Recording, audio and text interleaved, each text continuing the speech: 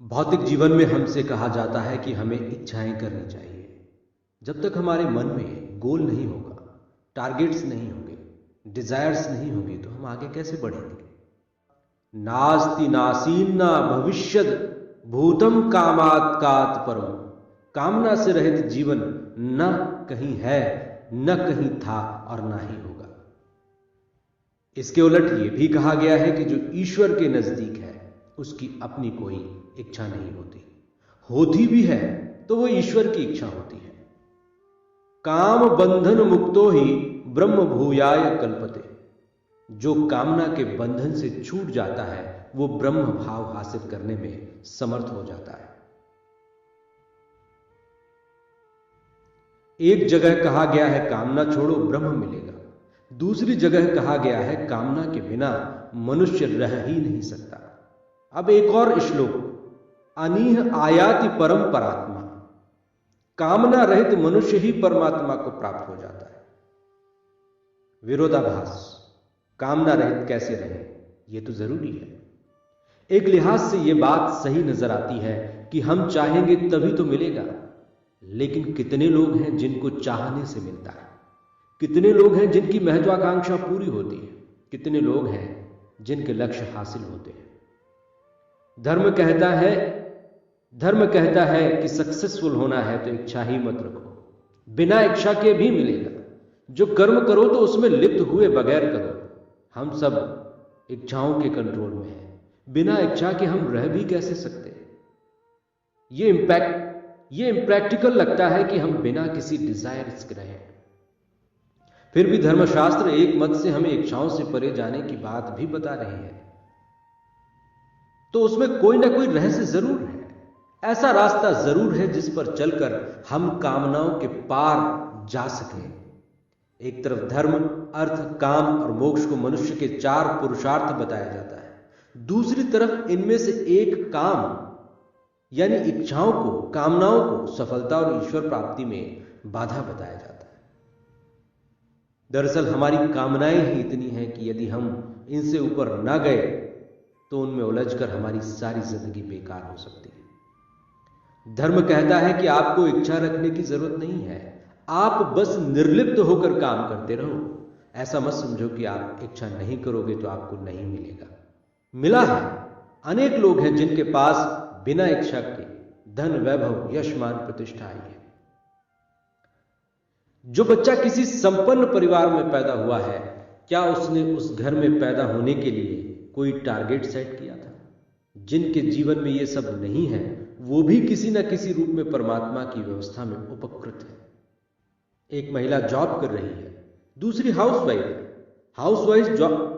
Housewife job करने वाली महिला को देखकर जलन फील कर सकती है, लेकिन वो ये नहीं सोचती कि जॉब करने के अपने डिसएडवांटेजेस हैं। जो व्यक्ति जॉब या बिजनेस में दिन रात व्यस्त रहता है, यही तो सोचता है कि आगे चलकर इन सब से मुक्त होकर शांति और एकांत में अपना समय व्यतीत करेगा। जो वो बाद में करने वाला है वो आपको पहले ही मिल गया, बुराई क्या है। ज्यादा पैसा कमाकर व्यक्ति शांति से तो बैठना चाहता है, लेकिन पैसा कमाने के खेल में उलझा हुआ व्यक्ति मरते दम तक क्या शांत बैठ पाता है। इसलिए गांव में बैठा कम पैसा कमाने वाला व्यक्ति क्यों ये सोचता है कि वो शहर जाकर ज्यादा पैसा कमाए। वो अपनी उन्हीं व्यवस्थाओं में उतना ही खुश रह सकता है जितनी खुशी एक्स्ट्रा सुख सुविधाओं से मिल सकती है। एक बच्चा जो गरीब घर में पैदा हुआ है, उसकी खुशी के स्तर में और किसी बड़े घर में पैदा हुए बच्चे की खुशी के स्तर में कोई अंतर नहीं होता, जब तक उसे ये न बताया जाए कि वो गरीब घर में पैदा हुआ है। ये एहसास न दिलाया जाए कि वो अभाव में है, जब तक कि वो दूसरे बच्चे के हाथ में बड़े बड़े खिलौने देख लालच में न आ जाए। जिन बच्चों को ज्यादा सुख सुविधाएं, खिलौने और व्यवस्था मिली है, आगे चलकर अपनी प्रैक्टिकल लाइफ में फिट न हो पाए, तब ऐसा होता भी है। जो बच्चे चांदी की चम्मच लेकर पैदा हुए हैं, कई बार वो जिंदगी की हकीकत से घबरा जाते हैं। धर्म तो कहता है कि आपकी जिद करने से आपको कुछ नहीं मिलता, आपको वही मिलता है जो विधि का विधान तय करता है, और विधि का विधान वही तय करता है जो आपने पहले से कर रखा है। हम एक इच्छा पूरी करते हैं तो दूसरी, हम एक इच्छा पूरी करते हैं तो दूसरी पैदा हो जाती है। इच्छा के बिना जीवन संभव नहीं, लेकिन इच्छाएं भी दो प्रकार की होती हैं। एक इच्छा भौतिक होती है, चीजों से जुड़ी हुई इच्छाएं, धन पद वैभव से जुड़ी हुई। दूसरी इच्छाएं आध्यात्मिक होती है। धर्म भौतिक कामनाओं को सीमित करने पर बल देता है। धर्म कहता है कि उम्मीद रखो, लेकिन वो आध्यात्मिक होनी चाहिए। कहां अटके हो छोटी छोटी चीजों में, वो तो उतनी ही मिलेगी जितनी तुम्हारी कार्मिक योग्यता है। ज्यादा मिलना होगा तो प्रकृति लक्ष्य भी दे देगी और कार्य भी करवा लेगी। भक्ति, प्रेम, अनुराग, ईश्वर प्राप्ति, मोक्ष, ये सब स्पिरिचुअल अभिलाषा है।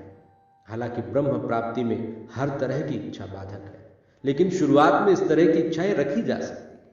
धर्मशास्त्रों ने तो हमें भौतिक कामनाओं की प्राप्ति के मंत्र भी दे रखे हैं, लेकिन यह भी चेताया है कि यह सब क्षणिक है। सवाल उठेगा कि बिना इच्छा किए कैसे मिलेगा। आप सोचें कि आपकी लाइफ में आपको जो मिला है वो जिद करने से मिला है या संयोग से मिलता चला गया। दो तरह की इच्छाएं होती हैं। एक इच्छाएं आप कृत्रिम रूप से निर्मित करते हैं और दूसरी इच्छा आपको ईश्वर के द्वारा प्रदान की जाती है। इन दोनों में भेद समझना भी जरूरी है। आप सोच सकते हैं कि धर्म आपको अकर्मण्य बना रहा है, क्योंकि इच्छाएं नहीं होगी तो व्यक्ति कर्म क्यों करेगा। ऐसा नहीं है। आप अपनी इच्छाएं अपने जीवन पर लादना बंद कीजिए। जब आप ऐसा करेंगे तब आपको ईश्वर की इच्छा मिलेगी और ईश्वर की इच्छा के अनुरूप आप खुद ब खुद कर्म करने लगेंगे। वो कर्म कार्य न बनकर धर्म बन जाएगा, आनंद बन जाएगा, मस्ती बन जाएगा। वो कर्म जो ईश्वर से आपको मिला है वो बोझ नहीं, उत्सव का सबब बन जाएगा। उसमें दिन रात एक करोगे तब भी आपको थकान और बोरियत नहीं होगी। हमें बिना कामना के भी बहुत मिल जाता है, न चाहते हुए भी हमसे बहुत कुछ छूट जाता है। विधि के विधान पर हमारा बस नहीं है। इसलिए तो धर्म ने कहा कि कामनाओं से दूरी बनाओ, क्योंकि तुम नहीं जानते कि कौन सी कामना पूरी होने के लायक है और कौन सी नहीं। या जो कर रहे हो उससे ज्यादा अटैचमेंट ना रखो। इससे वो पूरी होंगी या नहीं होंगी, दुख और सुख नहीं होगा। जब तुम्हारी कोई इच्छा पूरी नहीं होगी तो तुम बेचैन हो जाओगे, क्रोध में आ जाओगे, परेशान हो जाओगे और तुम्हारी जिंदगी में उलझन खड़ी हो जाएगी। कामनाओं से हृदय आकाश में अस्थिरता और निष्काम होने से शून्यता आती है। शून्यता में ही परमात्मा का पता चलता है। जब कामनाएं नहीं होंगी तो सुख और दुख समान हो जाएंगे।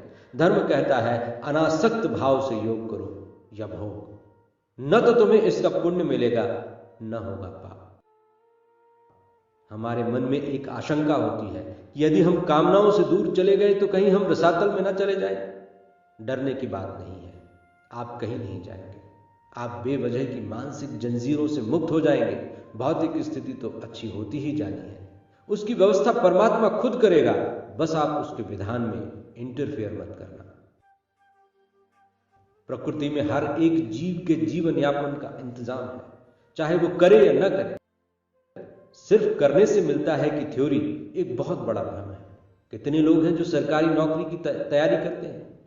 लगभग सभी बराबर मेहनत करते हैं, लेकिन कितने लोग सक्सेस होते हैं? यह भाग्यवादी नजरिया माना जा सकता है, लेकिन धर्म कर्मवादी नजरिए का समर्थन नहीं करता, क्योंकि कर्म में अहंकार है और अहंकार पग पग पर टूटता है। वैसे तो मांगो ही मत, और मांगो तो ऐसा मांगो जिससे मांगा तूंगी का झमेला ही खत्म हो जाए। उससे उसी को मांग लो। इस दुनिया में ऐसा क्या है जो पाने योग्य है? ऐसा क्या है जिसे जीता जा सकता है? यहां तो हर जीत के पीछे हार है। यहां सब जितना पाना है वो सब जाना ही है। बहुत सारा बटोर लो फिर भी छीन ही जाना है। यहां कौन सी ऐसी चीज है जिसका मालिक बना जा सकता है? मालिक बनकर कंगाल बनने से क्या फायदा? इसलिए कहा जो मिला उसका मालिक बनने का ख्याल भी मत लाओ, क्योंकि मरोगे तो और तकलीफ होगी। जितना इकट्ठा करोगे उसकी वासना मरने के बाद मुक्त नहीं होने देगी, फिर भटकोगे।